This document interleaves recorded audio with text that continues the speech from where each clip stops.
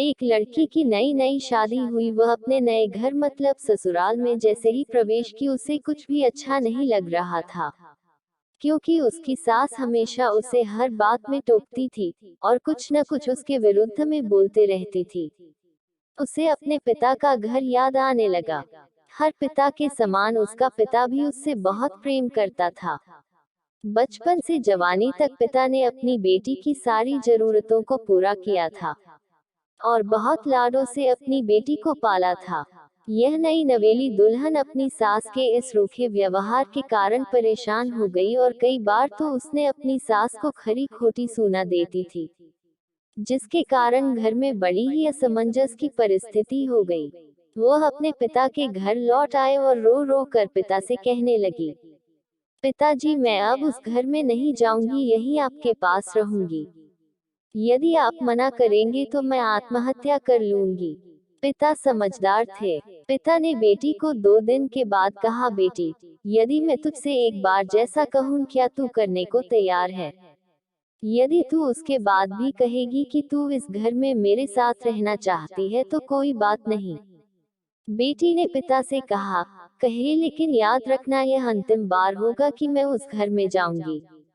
पिता ने कहा, वहां जाकर जैसे ही तुम्हारी सास तुम्हें कुछ बुरा भला कहने लगे तभी तुम अपने मुंह में एक कुल्ला पानी भर लेना और तब तक मुंह में पानी भरे रहना जब तक सासू माँ बोलना न बंद कर दे, और उसके बाद उस पानी के कुल्ले को नाली में थूक देना और फिर कुछ भी पलट कर मत कहना।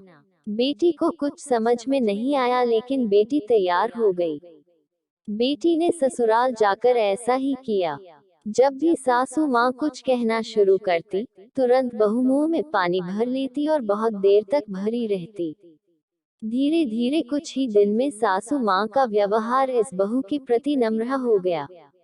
वो सोचने लगी, कितनी अच्छी बहू है, पलटकर कोई जवाब नहीं देती और गुस्सा भी नहीं होती।